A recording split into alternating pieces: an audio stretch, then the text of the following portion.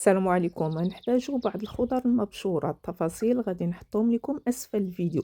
غنخليوهم على جنب وناخدو مقله نديرو فيها شويه زيت الزيتون وبعض القطع ديال الدجاج او اللحم او الكفته او الكروفيت او السمك اللي متوفر عندكم واللي بغيتوه. بعد ما يتشحروا نزولوهم من المقله ونفس المقله نعاودو نستعملوها. غنحطو فيها شرائح ديال البصله، شرائح ديال الفلفله حمراء، شويه ديال الثوم، وغادي نشحروهم. من بعد غنزيدو عليهم الشامبينيون. المهم هاد الخضر اختياريه وممكن الواحد يدير شنو بغا.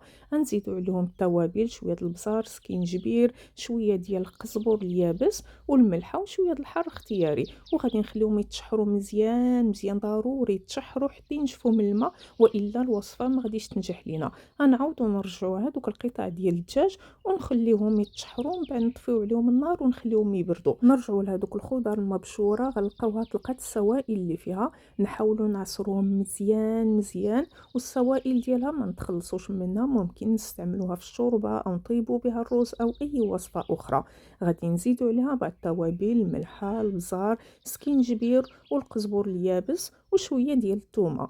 وغادي نخلطوهم مزيان وغادي نزيدو عليهم 4 البيضات. نخلطوا المكونات ديالنا مزيان وغادي ناخدو قالب يا اما مدهون بالزبده ومرشوش بالطحين او نديرو فيه ورق الزبده ونصبوا عليه الخليط ديالنا. نحاولوا نسرحوه من الاسفل ونطلعوه مع الجناب بحال كيف كتشوفوا، لاننا غنزيدوا اضافات اخرى.